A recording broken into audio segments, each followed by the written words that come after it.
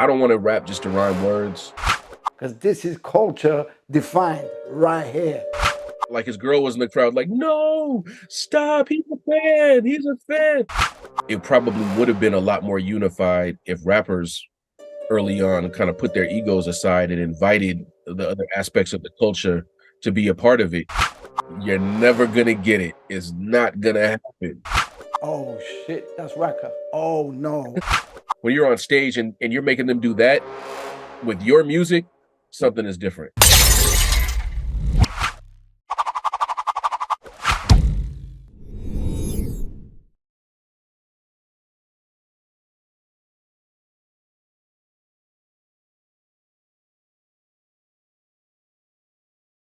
We're back with another episode of 521 DocuChat. My guest today is no stranger to the world of recording, both as a solo artist and as a member of one of the most important hip-hop groups to represent the culture. Before we begin, please subscribe to the channel, click the bell to receive the notifications, like, share, and get involved in the comment section below. Right, it's that time to delve into the story of one of hip-hop's heroes, a guy whose back catalogue and long list of high-profile collaborations leaves most of us looking lazy. Someone who showed many of us the way. Dilated Peoples member, the legend that is Rakaa Iriscience. Bro. Peace. How you doing? I'm doing well, brother. How about yourself? Yeah, I'm good. I'm good. Thank you. The first thing I always do is I always try and ask people about their background and everything. But just to get this out the way instantly is, do you remember the last time we bumped heads, or the first time we bumped heads? I know we were talking about it. I guess it would have been at Scala and King's Cross. But I mean, I've been a fan for a minute, man. You have one of those flows that was just one of those, cross the pond kind of touch the world kind of flows. So I'd always been a fan. So I probably just tapped you on the shoulder to pay respect or something like that. And you know what I remember from that moment was that I felt the tap on my shoulder. I was doing an interview in the doorway at the Scala. I turned around, didn't recognize you. I was like, bro, give me a minute. Let me just finish this interview, right? And then I finished the interview a couple minutes later, and I turn around, and I'm like, oh shit, that's Rakaa. Oh no. So apologies for that. You're in the middle of handling some heavy business, so it's no problem at all. No, you know what it was? It's like if it was someone in the UK, you would have recognized them instantly. But when you're not looking at someone from America being there, you're just kind of thrown off. That was a pleasant surprise. That was really good. It happens to me too. So no, I appreciate it, man. I appreciate you reaching out for this as well. And yeah, thanks for doing this. But shall we start from the beginning? Do you want to tell us a little bit about your background? Because that's where we generally start. If you tell us a little bit about where you come from, your upbringing and so on, and then we can go into other topics. Yeah, I grew up in LA, in mid-city Los Angeles. I lived all over. I have family. We grew up part of the time in Arizona, which is the desert, part of the time in Hawaii. Shout out to all my islanders. But for the most part, I'm a California kid. I'm an LA kid. And I started at probably 12, 13 years old as a graffiti artist in LA. And from there, I kind of bumped into a lot of people that will become DJs, and that led me into the hip hop scene. Around that time, rap music was really starting to take off. We had 1580 K-Day on the radio and things like that happening. So I just fell in love with it, like most of us did, just listening to the music, seeing the style, the flavor. Being a graffiti artist, that gave me a certain connection to it, even though, to be honest, a lot of my graffiti artist friends, they weren't even really into it. I had graffiti artist friends that were into punk rock, ska, death metal, oldies, like other things as well. But there was obviously a strong connection with graffiti art and hip hop culture. So that's kind of how I got into it. From graffiti, I moved into playing around on turntables a little bit, but I fell in love with the microphone, man, and that was it. I started working on like little projects, demos, and things like that. And I ended up meeting Evidence at the spot, years later at this spot called the Hip Hop Shop, which was on Melrose in LA, a shopping district in LA. And he invited me to come over and do a song that was being produced by QD3, Quincy Jones' son. Some people might know QD3 from like the Beef series or Tupac or LL or any number of things. But Yeah, QD3 was producing some work for Evidence because they were neighbors. They lived in Venice, California together. And Ev invited me to come down and be a part of this song. When I got there, for whatever reason, the other person or other people that were supposed to be on the song didn't show up. So it just ended up being a song with Ev and myself, and that turned into what would later become Dilated Peoples. I was really tight with the Beat Junkies just from being I'm part of Rocksteady crew at the time, Zulu Nation at the time was something that was happening big in LA, and I was a part of that movement. But being a part of Rocksteady crew, a lot of the Beat Junkie members were also a part of that, and through that, meeting Retmatic and J Rock and those guys, Melody, everybody over there.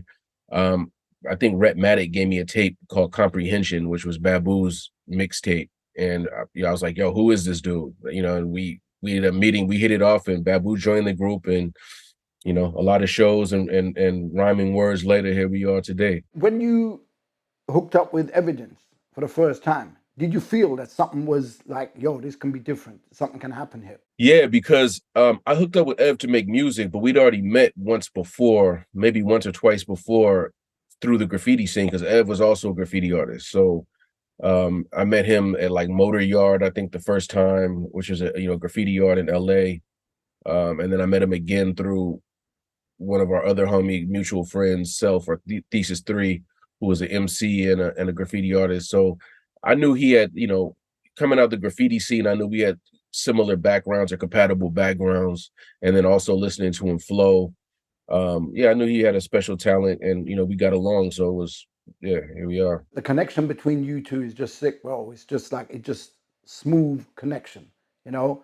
And it's obvious why the link happened, if you get what I mean. Yeah, for sure. I mean, he's a hip hop dude. Like, when we met, I think one of the first conversations was like, who's your favorite? I think my favorite at the time, I was probably like KRS-One. And I think for him, it was like Organized Confusion. So I was like, okay, like, he's a little bit younger than me, but I could tell that we kind of approach things from a similar perspective. So yeah, it worked out well. It was enough difference to make it interesting and give it balance, but it was enough similarities to make us, flow together on the same page. Your heritage, where is your background? My mother is a Korean War child. She was born in Korea. From Yeah, she was adopted from the Korean War, so she doesn't really know her whole full background. So we were just raised Korean Hawaiian on her side, and my dad is black. And yeah, as we were brought up with some indigenous or Native American blood. So yeah, I'm a little bit mixed up. In California, I'm black. That's just how it goes. In South Africa, I'm colored. In New York, some kind of way I morph into a Puerto Rican or a Cuban. In Miami, like it just depends. I'm North African in some places. You know what I'm saying? Like it just depends on who's asking or where I'm at. But You're laughing at that, but bro, all I can say is I really, really relate to that. When you look at like the production side of things, the b-boying side of things, the DJing side of things, there's a lot of Asians that are dominating that. At the time, there wasn't that many MCs from that background. Do you get what I mean? right, right, exactly. So why is that? I've hosted a bunch of the Red Bull BC1 b-boy battles around the world in different cities around the world, which are like the breaking, I guess you call it, the breakdance world championships, the b-boy b-girl world championships, the BC1. And being really cool with the beat junkies, coming from California, where we have a strong scene in Southern California and Cerritos, which is where a lot of the beat junkies are from. A lot of those guys are Filipino, not all of them, but it's a mixed crew, but a heavy Filipino presence with the beat junkies. And then going up to Northern California, where you have people like Qbert, Mixmaster Mike, Apollo, Shortcut. You have the homie D Styles, who represents it all. Like, so you have different people that are some of the best in the world that happen to be Asian or Pacific Islander, especially in California, coming from the Filipino background. I think a lot of it had to do with the fact that, like I was saying in the beginning, being a hip hop guy, we all fell in love with the culture. We all fell in love with the music. But there was especially here in the States, there was like a kind of a certain idea of what an MC was supposed to look like. And you couple that with the fact that, excuse me, that most of the record labels, they didn't really understand the MC DJ dynamic. So they were looking for like a lead singer in a band kind of structure. So they moved the MC to the front and kind of pushed the DJ to the back as like the backing band, rather than it being like that united front where, in my era coming up, it was the DJ's name even went first, because the DJ was really, Mark B, and rest in peace, Mark B and Blade. You know what I mean? Like you could, but Eric B and Rakim, Jazzy Jeff and the Fresh Prince. It just, that's just the era that we come from. So I think a lot of the people that come out of that, again, especially coming from California, a lot of the Asian Pacific Islander people that wanted to contribute to the culture, they found their ways to jump into it in ways that weren't so blocked off to them by the industry itself.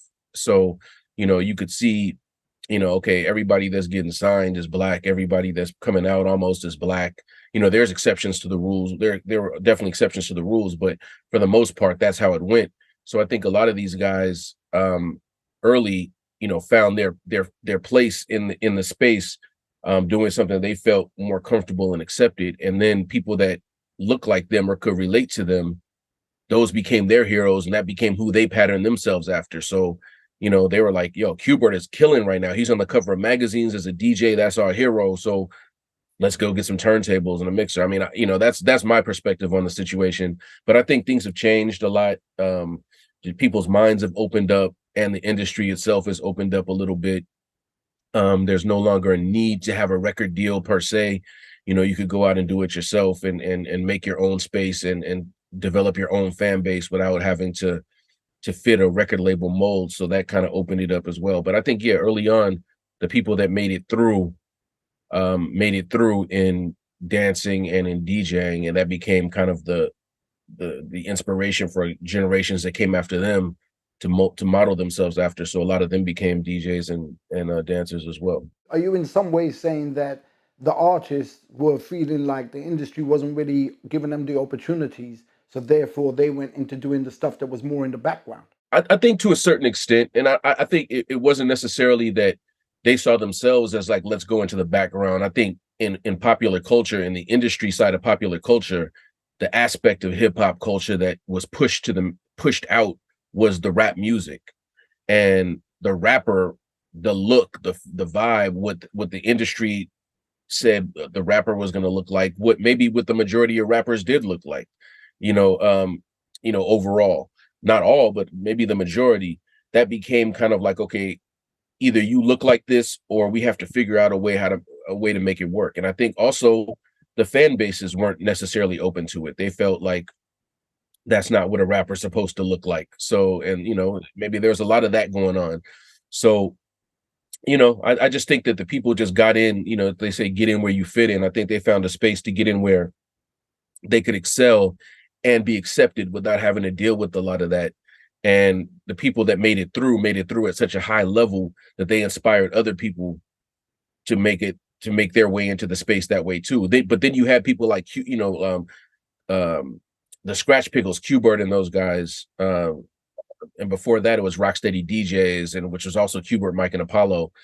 You had people that, a lot of DJs that were like, my DJ Babu coined the term called turntablism, which is like making music with turntables. And so then it became a situation where, we're not out here to just spin records in the background for a DJ, for an MC, or even worse, to just stand back there and pretend like we're spinning records for a DJ because we're a stage prop. We're not here for that. Like, we're going to make music with these turntables. We're going to cut it up. We're going to be rhythmic. We're going to be melodic.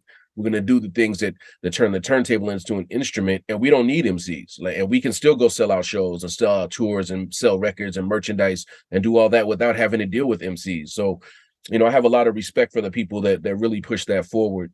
And, that's why it's always my honor to be an MC for DJs. Whenever, the junkies or any one of my, people on the DJ side would reach out to me and ask me to come in and MC an event, if I was able to be there schedule wise, then I would be there to support, because I come from an era where there is no MC if the DJ doesn't invite the MC to be a part of the event. Like that's just how it was. I'm glad you said a lot of what you said there, basically, because the thing that was going through my head when you were explaining all of that was a force to be reckoned with. And when you're a force to Mm, be reckoned with, it's like, how can you be ignored? You know, yeah, and that's exactly what the scratch pickles and beat junkies and the scratch perverts and the enforcers yeah. and Shout out to perverts.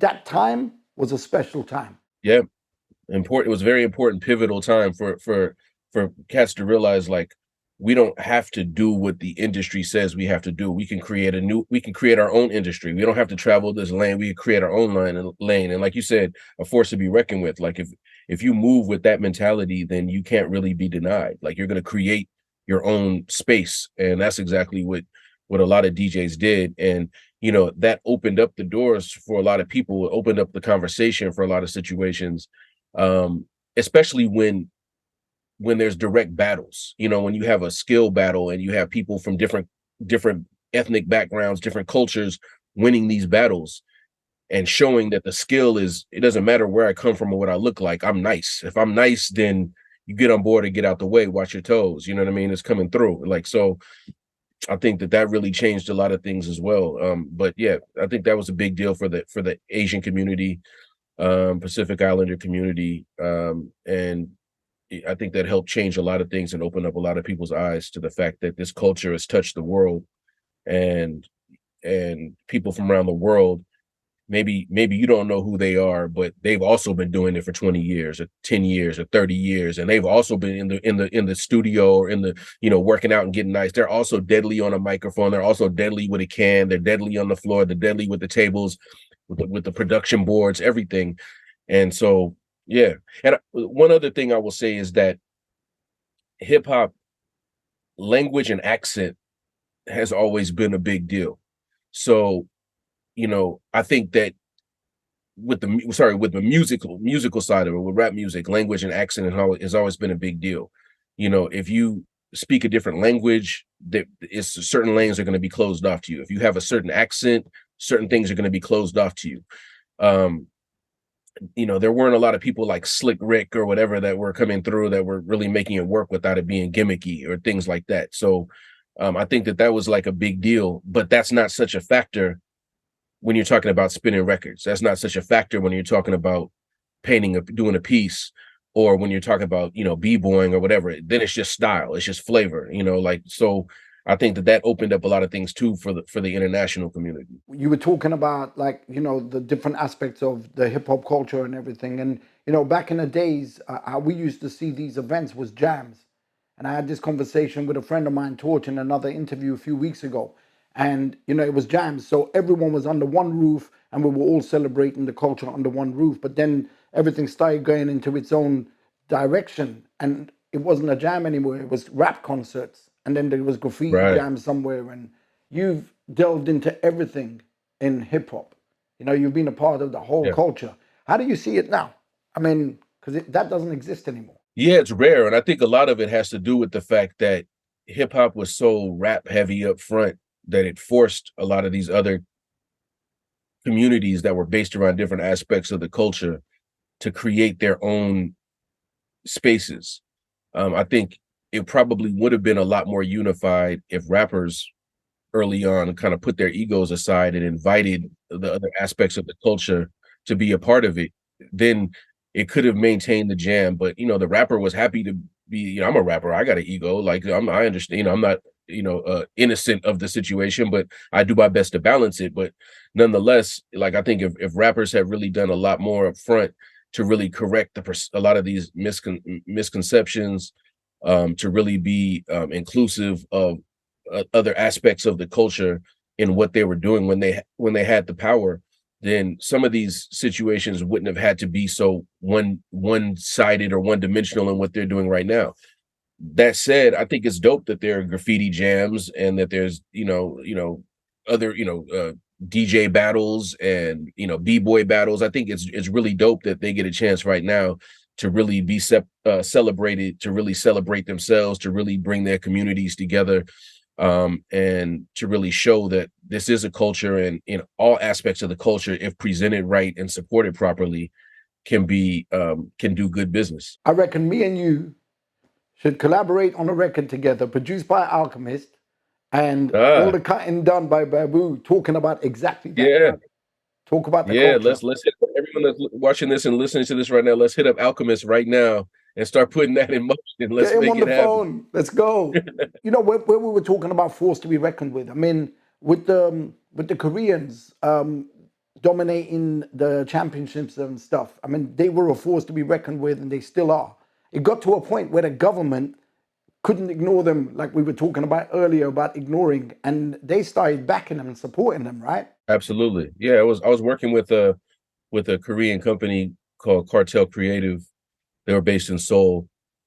Charlie Shin, John J. Chan, who's now with Red Bull, um, doing dance and culture stuff over at Red Bull. He's the one that's doing the BC ones right now.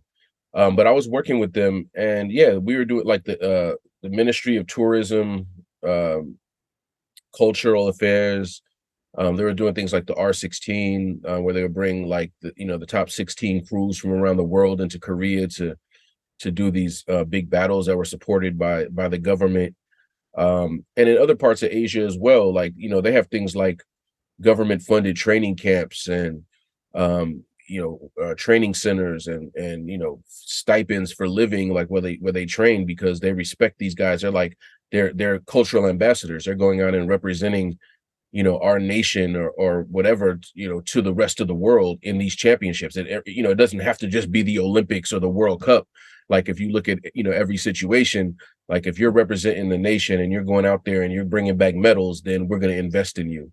And that was something that they definitely do in Asia for sure. Korea specifically, they do a lot of they support the scene out there a lot, but also Japan, China, all throughout Asia. I've obviously seen quite a few of these battles, and whenever they come on, you know it can get scary in it. It's wild, man. These dudes are like it's unbelievable to see the evolution of style, just to see where to have watched it kind of develop over the years, from when I was a kid to seeing what even little kids, like this kid's 5, 6 years old doing some of the most incredible acrobatic stuff ever. And you have people that would have been really good athletes, whether they would have been gymnasts or basketball players or track athletes or whatever, but their passion is b-boying or being a b-boy or b-girl, and they put that same explosive energy and creativity and fearlessness into dance, and it just boosts everything up to a different level. So yeah, it's crazy, man. Obviously, you were part of a really important crew, in my opinion, Dilated Peoples. But before we get onto the subject of talking about Dilated, which we'll talk about in a bit, you were members of a couple of other crews as well, right? It didn't start with Dilated. Yeah. Graffiti was a member of a crew called Create to Devastate crew, C2D crew, out of LA. But also, even before I was with Dilated, um, I was already a member of Rocksteady crew. And at the time, it's not the case now, but at the time when you joined Rocksteady crew, you were automatically made a Zulu, so you were automatically made a part of Zulu Nation. So yeah, I was with other crews before. Um, but Dilated was like the first major push into the my first major push into the music side. Like I'd done other rap groups in high school and things like that. Shouts my man Berlin, my man Ian. Like we had done some other cool things, but yeah, hooking up with Ed was the first time I was. That was my first real foray into the industry side of it, and really putting together records and really dealing with it on that side. Shout out to Tiger JK, Yumi Ray, Busy, the whole Drunken Tiger crew. Shout out to Epic High. Those guys are great. I was even able to go out to Korea to go be a part of a R16 event, and I did a song. So I did a song with Drunken Tiger, a remix of a song called Monster, with Rakim was on there as well. Oh my God, you're joking. Yeah, Rakim was talking about Korean stuff too. It was dope. That was it's on my list of people to rock with. So I didn't get to do it on one of my projects, but I was hyped when I found out he was going to be on that record, because I was on my list. Like, oh, I got to work with the guy with this. That's the God MC. You know what I mean? Like that's Rakim. So yeah, so that was that, and then to work on an Epic High record, we did a song called Rocksteady on an Epic High record. which was really cool. But yeah, I've been blessed, man, in that respect. And they know that I'm part Korean. Obviously, that's not the first thing that comes across anybody's mind when they see me. Like I've never actually, had somebody be like, "Hey, you're Korean, right? Like, let me look at you." That's never happened. But they still give me respect as young, as like big brother. You know what I mean? Like, it's like one of those type of things, as a cultural thing. So the respect is there. And shout out to the whole Korea crew, man. They from production to b-boying, DJing, of course, all that's nice, but there's some serious MCs out there too. And what was your role with Rocksteady Crew and Zulu Nation? For a Rocksteady crew, well, so Crazy Legs, he came out to LA. He wanted to start, originally it was an LA Bomb Squad chapter of Rocksteady Crew. So it was gonna be me, Hex, the graffiti artist Hex, TGO, Omega, Zulu Gremlin, Mark Ski, Freeze Rock and Mark Ski, a handful of people that were kind of working at the hip hop shop, which was Hex's store at the time. Um, and later he decided he wanted to, instead of just doing an LA Bomb Squad, because he had already been talking to some people in San Diego, Zodak and Severe, graffiti artist Zodak and Severe from top to bottom. There was a crew up in Northern California called, at the time they were called, they were called FM20. But the DJs for FM20, they were called the DJ Shadow, not DJ Shadow from Quantum, but they were called the DJ Shadow. And that was Mixmaster Mike, Qbert, and Apollo, which would later spin off to become Rocksteady DJs. But and there was also up in Northern California, there was a dance crew called the Knuckle Neck Tribe. There was a kind of a party production culture crew called Honey Dip. Alex Aquino and his team. There was a bunch of people up in Northern. So basically, Crazy Legs decided he wanted to form a West Coast Rocksteady crew chapter and bring all San Diego to San Francisco together at the time. So I was a part of that. I was kind of, because I've been in it for a while, I was, there early on, like kind of being a part of some of the decisions that were getting made. But like I said, at the time, Rocksteady Crew was an official chapter of Zulu Nation. So if you joined Rocksteady Crew at that time, you were automatically being made as brought into Zulu Nation. So I was I was a Zulu for a long time. I spent a lot of time, building with cats, going out to New York, doing the Zulu anniversaries, as well as the Rocksteady anniversaries. Um, pushing cats through their infinity lessons and everything else, and met a lot of good people around the world that way. I'm still good. I'm still cool with a lot of Zulus. I'm definitely, Rocksteady is still family, and I'm still cool with a lot of Zulus. But things change, so it goes. Your background also involved like architecture, graphic design, marketing, things that you studied and stuff. Have you found that any of those things helped in your future with the music? Well, architecture was just a passion of mine since I was a kid. I wanted to be an architect as a kid. So when I had some downtime, working with Dilated, Ev wanted to do a solo project, and so we had some downtime. We weren't doing any shows or we weren't recording anything. I went back and finished my university degree, my college degree, but I started by going back. I started in architecture, so I did the first year, a little bit more than a year in architecture, and loved it. But Dilated started touring again, and so it became one of those things where I was trying to do blueprints, on an airplane fold down table, or like in the back of a van on the back, I would flip over like the tour book or something, the notebook, to try to have a flat surface. And these pages are 3-4 feet wide, and the table's a foot wide. So it just wasn't working. I was going to have to either not tour, or I was going to have to not finish my degree.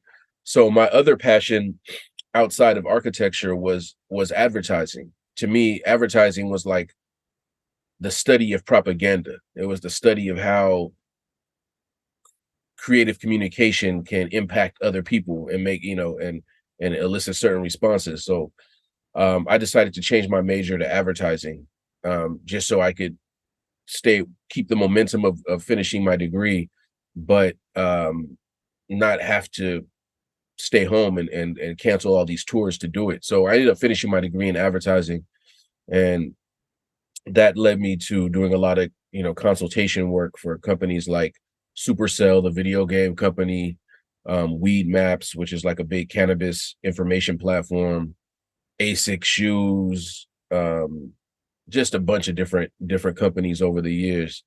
And I still do creative consultation and marketing consultation and cultural consultation, and help them make sure that what they're saying and doing is not only on track with what their goals are from a business, but that they're doing so in a way that's respectful and interesting to the people that they're trying to reach out to. So yeah, I think it's helped. It's also helped in me understanding, some of the psychology of how communication works when I'm dealing with people. Right, just on a fun note, I read somewhere that you were into Brazilian jiu-jitsu and you were a martial arts student. Have you ever had to use that on any MCs that disrespected you at any point?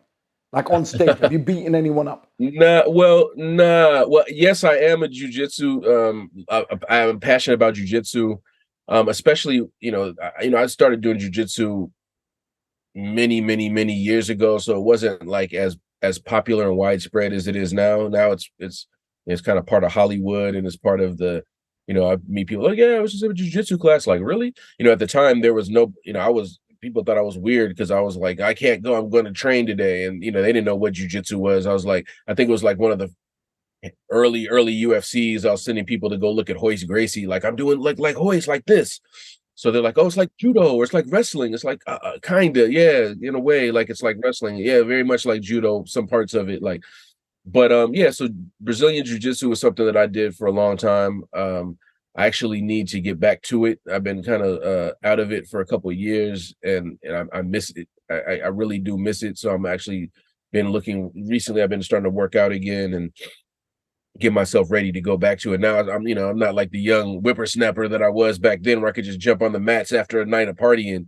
Now I gotta make sure I'm gonna get myself together and then get back to it. But yeah, I love jujitsu. But as far as using, I think I never had to beat up anybody on stage. I did have to, some kid, I remember being in Australia. I don't remember what city it was. Maybe Brisbane or something. I'm not sure, but we were in Australia, and I just remember like some kid running up on stage, and I just caught him out like out of the corner of my eye. I just saw him, and I just grabbed him and locked him up real quick and threw him off the. I kind of hemmed him up, choked him out for a minute. Then I saw like his girl was in the crowd, like, no, stop, he's a fan, he's a fan. I was like, oh, my bad, man. I kind of threw him off the stage and was like, yo, don't jump up on the stage like that anymore. Like, it was just a reflex at that time. I was training a lot. So yeah, I just yoked him up real quick, and I just looked back and Babu was laughing. Like, he was like, this kid. Yeah. So yeah, that was the closest I ever come. But that's one of the main things with jujitsu is like, it's a lot of it is compliance. So, you don't have to really beat someone half to death to get them to understand the error of their ways. You know what I mean? Like, you could just lock them up real quick, and they quickly realize like, oh, that was a bad decision. Tap. Oh, hey, you got it. Yeah, it's all good. How deep were you involved in the whole graffiti scene? I was pretty well involved. As I look back on it now, probably not that much because, at the time it was more just my friends. Like, we were just all hanging out together, and some of us were more crazy. Were crazier about it than others. It was just more like my circle of people that I hung out with. And I can say that now because I look at where some of my friends, are, and how they took it, how seriously they took it. For me, it was like you were saying earlier, like I was into graffiti, I was into emceeing, I was a DJ. It was just, those were just the expressions of culture at the time. So I was into all of that. But I always loved it. I always had a passion for it. Even still to this day, some of my friends are some of the top graffiti artists in the world. And, in doing some of the work I've done in advertising and in brand development, where whenever there's an opportunity to get some of their work placed, or to curate, when I'm curating something and I have an opportunity to bring artists in to do things, it's always great to bring them in and do work. But yeah, no, it's a passion of mine still. I'm not horrible. I'm not the best, like I was, my true passion was on the microphone, but I still have a strong passion for graffiti even to this day. So is there any prolific piece that you've done that everyone would kind of go, "Wow, that's Rakaa"? Probably some of the C2D stuff we did back in the days. There was like this area called Huntington. It was a city called Huntington Beach, and there were these walls there, and we did like a C2D takeover of those walls where we just bombed the whole pieces and characters, did like a full production. Maybe some stuff that we did at Motor Yard, where it was again like pieces and characters, like full stuff, but. Now this would have been a long, long time ago. As I'm sure you can see right, these gray hairs right here. You can see it would Bro, have I been a shaved long mine time so no ago. one can see it. Yeah, see. Yeah, yeah, no, I make sure. So when you were doing the graffiti, I'm guessing it was all illegal. There was no commissions, none of that stuff. It was all illegal except for no, there were a few commissions, but most of it was illegal. Most of it was honestly illegal. The Huntington Beach walls, the first place I mentioned, those were actually legal. It was like a city program where you had to get like a permit. You had to get a permit to go paint, and police would be driving up and down while you're piecing, and they would be checking everybody's permits. Like if you don't have a permit, then you're getting arrested for vandalism. If you do, have fun. It was one of those type of things. So, but other than that, and when I say commission stuff, there would have been like every once in a while we got asked to come and do like a store, like a store inside of a store, or somebody's bedroom, or recording studio or something like that. But it wasn't like we were commercial artists. We didn't have like an office and all that stuff where we were doing commercial artwork. Most of it was illegal. Even though I would say, to be honest, the majority of it was probably done in yards and things like that. It wasn't like, we were going, at least me personally, I wasn't going crazy out bombing. I was spending more time in the studio. But I still love to paint. I love the sound of a ball bearing clinking around in a can. Like I love I love it. Yeah. So yeah, most of it was illegal. Most of the spots were illegal for sure. One thing that was quite interesting for me was you're obviously West Coast, but before I knew anything about you, obviously I was just hearing the music, right? And I honestly would never have guessed that you were West Coast, but because to me it sounded like you were influenced more by the East. Well, I mean, I was a real hip hop cultural kid. So, the stuff I was listening to, the stuff I was watching, the books I was reading, you know, uh, some of my homies were reading like Teen Angels magazine and Lowrider and things like that. Like I was reading Subway art, and then spray can art, the music I was listening to. Yeah, I was into NWA. I was into, West Coast stuff that was happening at the time, but you know, I was really before that, before any of that, I was into Run DMC, Beastie Fat Boys, even Fat Boys, Run DMC, Yeah. later Beastie Boys, Boogie Down Productions, of course, KRS-One, Cool G Rap. Big Daddy I was Kane, just Big Daddy Kane, of course. The shout out to Big Daddy Kane, one of the best to ever breathe on a straight microphone. up. Uh, and I heard some crazy stuff that happened earlier this year with Kane over there. Yo, What's going on? guess who was Oh, on that stage when it was oh man. I was performing on that night, bro. Oh I was performing man. on that night and I Oh, I witnessed want to it hear all. about that. I want to hear about that for sure. Well, but just to answer your question, like it was just, and the people that I was hanging out with, a lot of them the same were much the same. They were a lot of the graffiti artists I knew were either from New York, or they were going to New York every summer to go visit family, and they would come back with their photo albums and fresh new kicks and outfits and things like that. And then being a part of Rocksteady crew and that just became my circle. Like I was dealing with a lot of people that were on the East Coast, and yeah, that kind of became a little bit of my circle, a little bit of my style. So a lot of people thought I was from New York. Even still to this day, people think I'm from New York or whatever. I guess it's easy to understand to a certain extent, but yeah, that was a big part of my me coming into the space, was really being a culturalist. And obviously, if you go back to the roots of the culture, it'll take you back to New York. I was looking through some of the interviews that you've done recently, and there was one little story that really caught my attention. And it was to do with the hip hop shop, where you were talking about having to do some kind of renovations, fix up a floor or something. Yeah, So the hip hop shop was a really important store on Melrose, right across the street from Fairfax High School. Melrose is a shopping district, kind of like near Hollywood, and now people really go to that area a lot to go shop on Fairfax. All the like fly clothing stores and everything are on Fairfax. But back in the days, that was Fairfax was a street you took to get to Melrose, and then Melrose was where all the fly. And Melrose is still a big shopping district. But anyway, the hip hop shop was right off of Melrose and Ogden, and at the time, Hex had one store unit, Graffiti Artist Hex and Omega. Um, they were married at the time, but they had one store unit, and they were going to expand next door to take over the second store unit. And so what they wanted to lay down a new floor and rebuild out all this stuff to get it together. And so I was working there at the time, and along with Skill from UTI, Iodine Teaspoon from UTI, who's also like one of the people that really helped.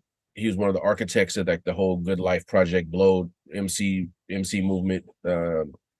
Who else was there? Pin One, Mark Ski, my man OG Chino had the store in the back. But in any case, Hex was like, "Yo, Kid Frost is coming down today." We're like, "Oh, word!" Frost was dope, coming from straight out of Cali. With La Raza and everything that he was doing, like he was already a factor out here. I mean, help kind of open up that whole lane as well for specifically for people of Mexican descent. Shout out to of Mexican descent crew too. But for Latinos in general, like he was like one of the main people that helped open up those doors. So anyway, Kid Frost was coming down that day, and I remember he showed up in like a convertible Chrysler LeBaron car, like he was looking fly, like rings, jewelry on, or whatever. And Hex is like, "Yeah, man, I'm trying to figure out how to put this floor in." And Frost is like, "What you mean?" Like he's like, "I'm trying to put this floor in." So Frost is like, "Hold up a second, Holmes." He took off all his rings, and he was like, "You know what? Let's do." Took off his necklaces, threw me his keys. He's like, "Here's what I need." I took the keys. I went shopping. We went and bought like a electric mixer, some concrete block, powder or whatever else, some buckets. Brought it back, and he was like, "Check this out, Holmes." He's like, "I'm Mexican, bro. Me and my uncles we laid down most of the concrete at LAX." He's like, "We don't play. Like my family don't play." He's like, and he really, like I said, he took off all his jewelry, took everything off, was just in a t-shirt, and whatever, just real humble is what I'm trying to say, and just mixed it up and was just like, "Here's how you lay it down. You lay it down like this. Here's how you mix it. Here's how you lay down the concrete. Here's how you score it. Here's how you do this." And basically, I mean, I don't remember now, but at the time, he taught me how to Kid Frost taught me how to lay concrete, and we put the floor in to the hip hop shop. So yeah, man, that's a good dude, real good dude. That's crazy because you know what? I bought his record in 1983, Terminator. Oh yeah, So for anyone who doesn't know, this is like legendary, ridiculous pioneer status, and he's teaching him how to lay a floor. How crazy is yeah, that? no, exactly. Really cool dude, man. Like really cool dude, important dude. Even to this day, I see Frost just all love. His son is a well respected producer, Scoop DeVille, who produced for Snoop Dogg and all kind of people. Scoop DeVille, and yeah, Frost is still around, making moves, still touring, still selling out shows. What inspires you to write? Oh man, I think that's kind of been what the issue has been. Why I haven't really done a lot of music. I mean, I did just record some new stuff. I could talk to you about that in a sec, but um I just kind of tune into what's going on in the world, try to figure out, um, what's happening around me, make sense of it all. And sometimes when I'm writing, it's because I've made sense of it to myself. Sometimes I'm writing to try to make sense of something and just to ask more questions to try to get to the bottom of it. Usually I'm writing with something constructive in mind, but not always. Sometimes I'm writing with pure destruction in mind. Like it just depends on if I'm in battle mode or if I'm in build mode. I feel like the microphone is like a hammer you could build or destroy with it. So um yeah, I don't there's not one particular thing, but usually it's something that's happening in the world. Like, the world is often spinning backwards and feels like it's upside down. So, when I'm writing, it's usually to speak to those things. But sometimes I'm just like, yo, I just gotta remind cats I'm nice and my DJ is the best. You know what I mean? Like Yeah. sometimes it's that simple. Yo, I don't know if it's the right moment to ask you this, but if I was to say bust a verse, could you bust a verse? Let me see. Different shades of dystopia, motion pictures flashing, Pacific Ocean crashing off PCH under the heavens where we create 10 minutes away from cruise risking death or a Rico case, pyramid block cut precision on tracks like whole cars with Dondi written, Ultra Goliath 2 tinted, Gazelle 607 vintage, Eye of Horus vision, ponder life and death, navigating love and war decisions. So is that what we got coming in the future? That was just what was on my mind because it was something recent that I just, started to put together. But yeah, you might hear something along those lines. But speaking of future, I did just do I'm working on something with Evidence. Evidence reached out to me, my partner Evidence reached out to me, and he was like, yo, I need you back on the mic. He has his label called the Bigger Picture Recordings. And he's been doing these projects with people like Domo Genesis, Planet Asia,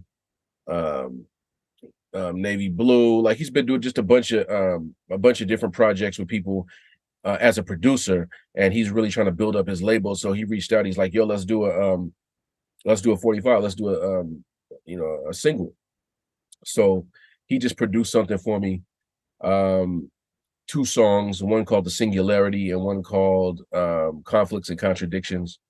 And actually, I'm just announcing here, we haven't even told anybody yet. I'm feeling hella comfortable, but it's going to be coming out soon. We're going to do like a kind of a surprise drop. I'm not sure if this is when this is going to be shown, but it'll be coming out the end of this month. So the end of November or so, depending on when this is, either it'll be coming out soon or it'll just been out and you're late. You know what I'm saying? Like whatever. Well, look, if we can help to promote it, obviously we will. Just send us some information and we'll share it as well. Absolutely.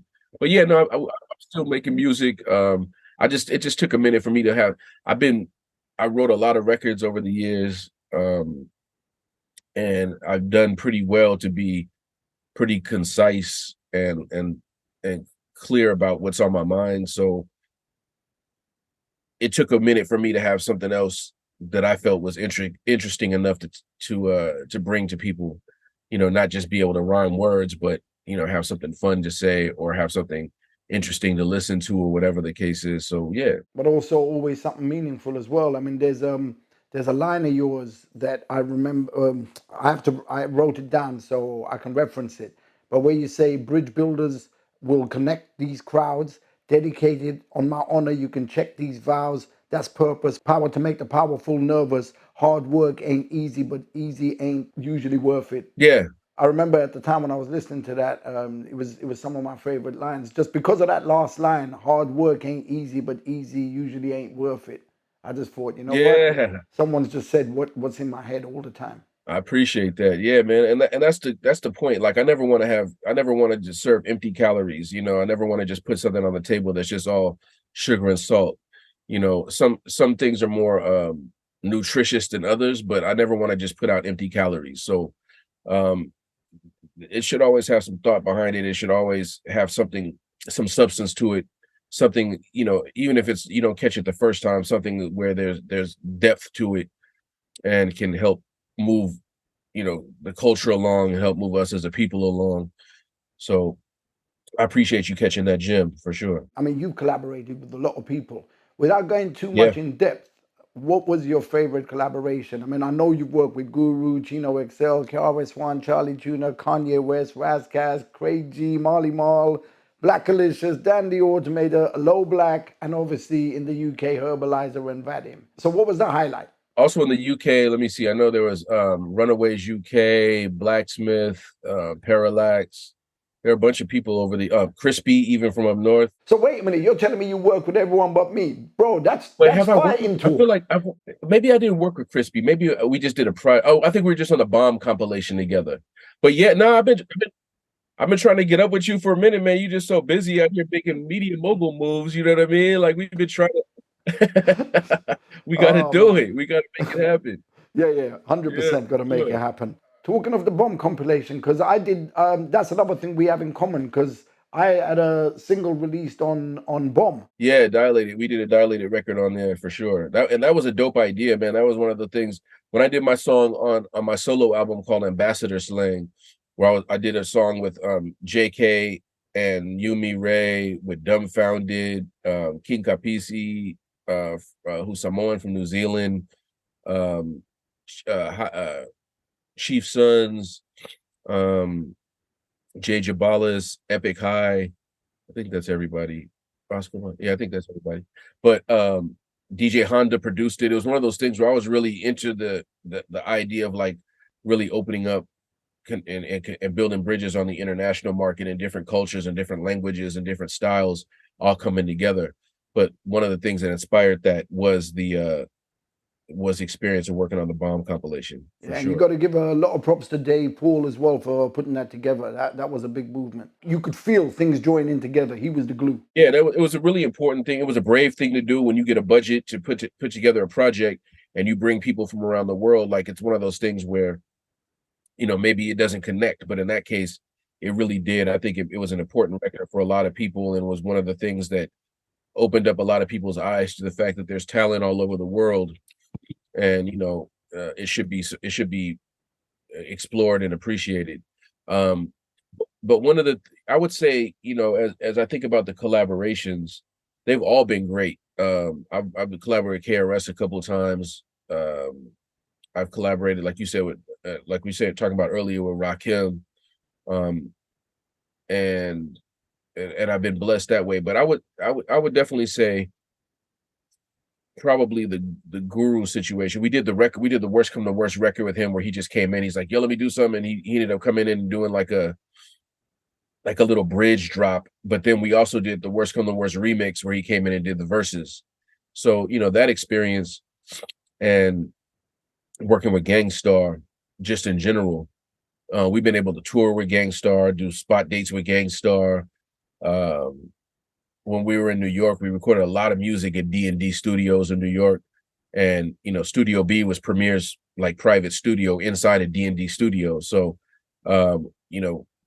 Gangstar or the Foundation guys were always around, so it was always family. So to be able to work with Guru, rest in peace, of course, that was an honor to have that kind of history, to be able to have been able to tour with him, record with him multiple times, and just hang out, chill. That was an unforgettable situation.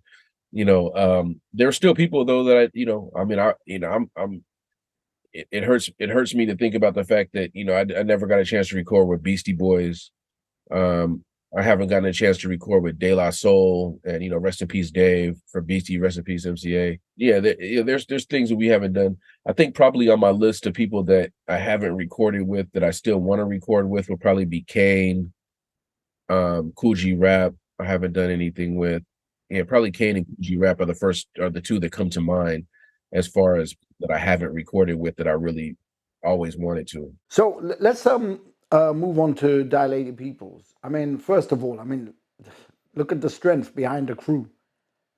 How does it make you feel knowing that you don't have to keep looking at each other, that you know that you could do something and the person next to you is backing you all the way? It's great, man. I mean, not only do I have full confidence in their talent, but also like in our connection, as we can pretty much finish each other's sentences at this point. Like we've done so many shows together, recorded so many times together, and just been around supporting each other, even in our solo careers. There's been so much support that we really know each other, and we really have a lot of respect for each other as artists. So we always appreciate the opportunity to record together, because we each know what each other brings to the table as artists. I understand you had an unreleased album that we're never gonna hear because evidence has locked it up in a safe somewhere. And Yeah, but there's yeah, bits and yeah. pieces out there, but not the version that people need to hear. Yeah, there are bits and pieces of it. People have asked me a few times, like, "Yo, I got the album," and I'm like, "That's not it. I guarantee you don't have it. You think you have it. You have what somebody on the internet put together as like some kind of compilation of like old initial demos, things that didn't make the album, whatever scraps that people stole, studio interns stole from the studio back in the days when they would have to make tapes off the reels or whatever. But nah, no one has that I've heard, at least no one's had, and I've seen a bunch of different versions, but no one has the real version. Ev's never gonna let it come out. So can you just look directly at your screen, at your camera, and just say, "You're never gonna get it"? You're never gonna get it. It's not gonna happen. If you're mad about it, call Ev. So Dilated have had 5 studio albums. You yourself have had just the one, right? Yeah. Okay. Is there any plans to do any more? We'll see. Like I said, I just did a new single that's going to be coming out soon, in the next few days, next week, really. Um, from there, maybe I might. Evan and I've been talking about maybe extending it and seeing what it is, but it's really on me. Like, I don't want to rap just to rhyme words. So if I have an album worth of things to say, I'll say it. If I have a EP worth of things to say it, I'll put that out. Um, if it's a singles worth, maybe I'll pick up an instrument and get on my Andre 3000 and just put out something with nothing. And Like just play the no flute or rhyme. something in it. Yeah, exactly.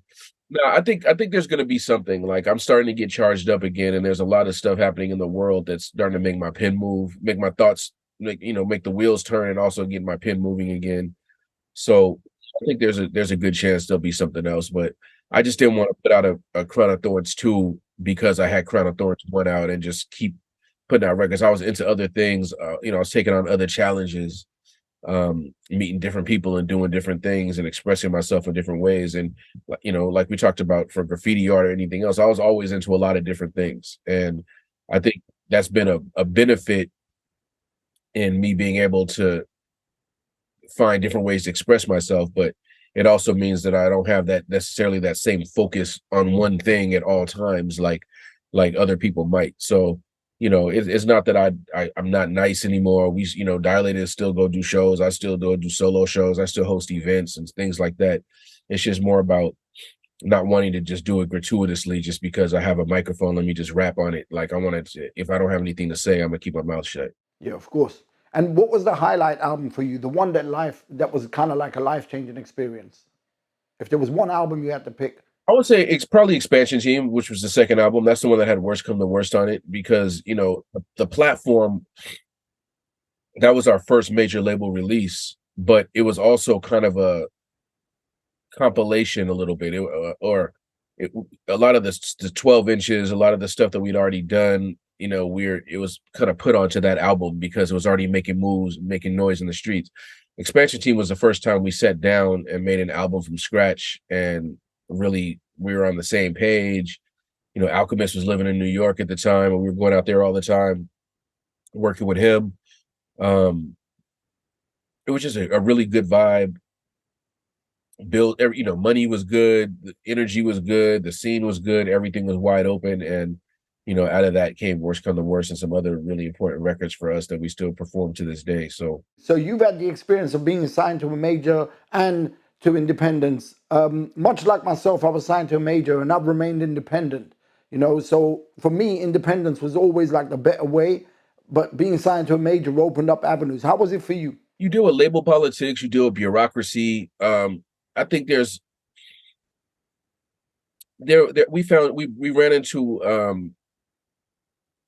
a lack of integrity in the major label system, and a lot of that has to do with just people that are trying to keep their jobs working in the major label system. So they tell you as an artist whatever sounds good at the time, but there's no real accountability. Like, if they don't do what they say they're going to do, that doesn't void the contract that you sign. You just have to be mad at them, and then they just get more security at the label, and that's that's just that's just how, that's just how that goes in my experience. So you can't Next thing do you an know, Ice there's just Cube armed guards. walk into the place and smash the place up. Yeah, yeah. He goes from an argument to armed guards in the lobby, and then at that point you start to realize it's not worth it. It's just keep it moving. But no, it was, we've had you know, obviously at the time, especially, maybe not so much now, but at the time, that we were really coming into the game, there wasn't really the internet option. There weren't really the same opportunities. You could carve your own lane out and you could make it work. But at the time, it was like if you didn't have a record deal, or if you, it was looked at as like you weren't capable of getting a record deal. You didn't have the skill or the whatever to get to that point. Whereas now, if you get a record deal, people are more like, why would you do a record deal? Like, what are they offering you that's great that you would give away your independence? But when you take away the internet as a major player in that decision, then you can start to see why the record label situation became kind of what everybody was aiming at. Like, we got to get this deal because there's only a certain amount of magazines. There's only a certain amount of, video outlets. There's only radio stations. There was no streaming. There were no, all these blogs. There were none of this stuff didn't exist at that time. So you had to kind of play the game as it was presented to you. But now I don't really see it. I mean, I think, the label situation, they're still capable of pushing a few people forward every year, but most of the people that have success right now are figuring out a way to do it themselves, to really kind of create a platform for their own sound, to create an atmosphere where their fans can come together and create a community that supports them, and they can support their community. They don't need the same label input to be successful as we did, coming up early in order to really make it through. There's a handful of stations, a handful of printed press, a handful of radio, and there's all these people trying to fight for this one thing. You needed at that point much more than you do now, a label to help open those doors to get you exposed to those platforms. But So in short, you preferred rhyme sayers than Capital. as far as the experience of dealing with the label and getting things done, yeah. I mean, obviously, a situation like, Capital, no disrespect at all to rhyme sayers, but Capital is, especially that now that everything is all jumbled up and all the labels merge and they're all under these umbrellas, they have much more in the way of like direct resources. Like they can throw a lot of money at a problem if they want to, but by the time we got on Rhymesayers, there wasn't a need to throw that. Even on the other side of it, like making a video, something that would have cost $1 million, now you could probably get done for $10,000 or something because technology has changed. There's all these things that have kind of opened it up where something like a Rhymesayers you can really do. I mean, they do great. Some of those guys over at Rhymesayers do great business. They're living very well and very comfortably being independent artists, and they do it with a fan base that supports them in what they're doing. They're connected to their fan base, so they don't need they have their distribution network set up, whatever. But for the most part, they're an independent movement. They tour, they got their merch straight, they got everything they need lined up and locked in. So yeah, my experience dealing with Sadiq and dealing with the team over there was much more pleasant than dealing with the Capital team. And yeah, I wouldn't have, I don't think I would want to go back if I had to do it over again and these same opportunities existed and it was like all things being equal, which way would you prefer to go? Like my ego is fine. I'd rather go for the independent where the experience is going to be better, the split is going to be better, and just let me go earn mine. I'm going to be fine. Like I don't need just to be put on a record label sampler and slapped on the back of a magazine and then they control everything and own everything. I'm good. What was your relationship like with Europe as opposed to your relationship with the fans in the States? Because you had a lot of support and a lot of love from the Europeans. Yeah, for sure. Well, I think it was, growing up for me, I was always like a big Jimi Hendrix fan, right? So I remember You and me like both. reading Jimmy's words. See, we're gonna do something, man. Yeah, we have to. I remember reading about, his story and how it wasn't really popping for him the way he wanted to. He had all kind of issues, of course, here in the States, and he went over to Europe and blew up and then came back as this major star. So for me, it was like we had love in the States. It wasn't like we weren't doing well in the States, but I just started to realize like it's a big world and I don't want to wait until we have a pop record to go try to service a record in Europe. And I don't want to wait until our career is on the decline to try to salvage it by going over there and touring or whatever the case is. Like, I don't want to just do that. Like, I want to service this situation now. We spent a lot of time over there building up those bases. And even when people, we were introduced, we might have been way bigger in the States, but let's go do these club dates. Let's go do these. Let's jump on these festivals. Let's really build these bridges and connect with the communities out, the different communities out there, and build some real relationships with people. And that's one of the things that really did sustain us. So we didn't have to scramble to try to find shows over there. Even to this day, like we haven't, obviously with COVID and all that stuff, we haven't been able to really do what we wanted to do for 2020 for our album, for our 20-year anniversary of platform, or 2021 for the 20-year anniversary of expansion team.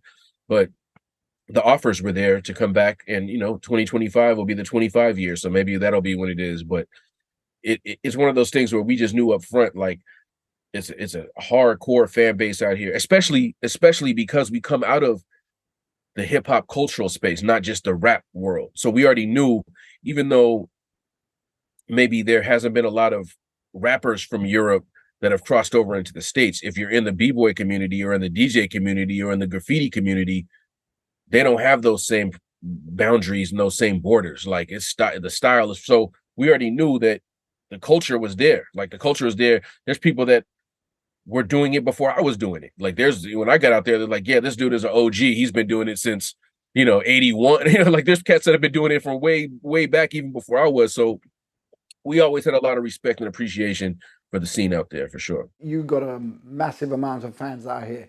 I mean, when Worst Comes to Worst came out, that was it. It was like, it was everywhere, bro. Every club was playing it. You know what I mean? Oh, it was mad. And obviously a lot more UK Absolutely. stuff was playing as well. So, you know what? Thanks for the experience, bro.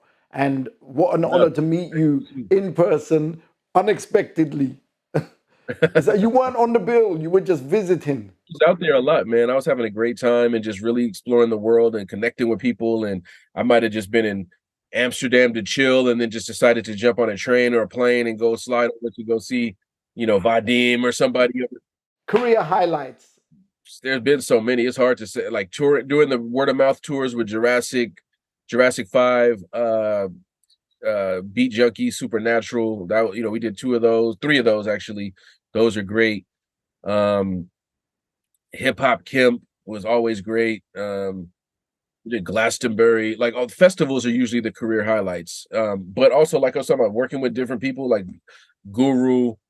That was a big deal. Touring with, we did a tour with Rage Against the Machine and Gangstar. That was special. But yeah, man, I mean, there've been so many. It's hard to even just pull out a few. From everyone we've worked with, recording wise, everyone we've toured with, to even getting those deals. I would say, since we got a run that we did the first show at this club called Unity in LA, and we had no idea that people knew who we were. We just got booked, and we were like, yeah, let's do it. It's one of our early shows, and we got out there and started a riot. Like security was mad. They made us stop the show to calm the crowd down because it was getting too crazy in there. And that's when we realized, like, oh, people are tuned in. Like we were just, all of our homies rap, so we were just another rap group to us. But we knew right then something special was taking place, and that was always something we appreciated. So it's not just me that feels that way. You as an artist know the moment when things are going to change, innit? You feel like something weird something click, something happened right here, and it's something different, and we just knew it right then. Like we're like, this is different. Like because we spend a lot as we're fans, so we know what happens in a crowd. We know what a show looks like. We know what a show feels like. When you're on stage and you're making them do that with your music, something is different. Have you got any final words? Anything you want to promote? Yeah, like I said, check out the new single that's going to be coming soon. If it's not out already, it's Conflict and Contradictions and The Singularity. It's a produced both sides produced by Evidence, both sides with me on the mic. And shout out to Bigger Picture Recording. Shout out to the Beat Junkie School, the Beat Junkie Institute of Sound, that top DJ school in California, maybe the one of them in the world. And more and more to come, man. Rest in peace to Mark B. Salute. And keep supporting this show right here. I really appreciate you being here. For anybody who basically doesn't have a clue who this guy is, then seriously, wake the fuck up. Make sure you go and follow Rakaa Iriscience on his Instagram page and all the other social media details that I'm going to put in the description below. You need to go and follow him. Go and follow Dilated Peoples as well. And if you haven't heard their music, go and check it out. You're not going to be disappointed. And obviously, make sure you look out for all the new material that he's got coming out as well, because you know it's going to be sick. Because this is culture defined right here. Aside from that, please subscribe to the channel, click the bell to receive the notifications, like, share, and get involved in the comment section below. Thank you for watching. We'll see you soon. Hopefully, I'll be getting DJ Babu and Evidence and all them. So I'm going to be tapping you up for a lot of connections, bro. Let me know, man. Whatever I can do to build those bridges like we were talking about, connect these crowds. Let's do it. Let's do it, brother. Salute to you. Respect. Respect always. Take care, bro. Thank you. You Peace. too, brother. Peace.